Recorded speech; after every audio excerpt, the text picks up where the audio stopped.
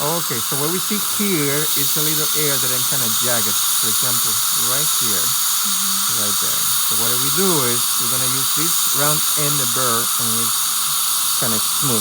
The speed needs to be very, very low. First core is in. So what are we gonna do? I try not to use water. So I'm gonna go ahead and cut the water. Okay.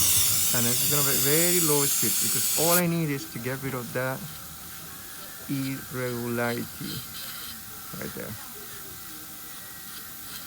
What I want is a nice smooth margin all around so I can achieve a good impression. When you have a smooth margin, the material, impression material, will flow better right there.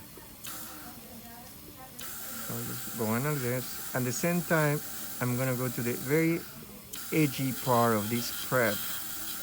I'm gonna start taking care of any potential J margin that I might have.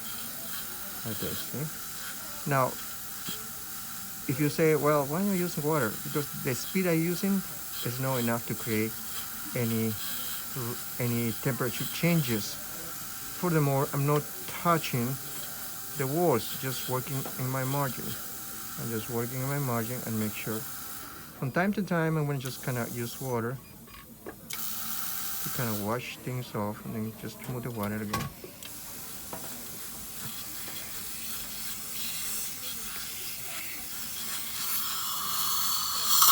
Good, so I'm gonna just clean it up. I'm gonna put this for last time here. Just clean it up. And that's the margin right there.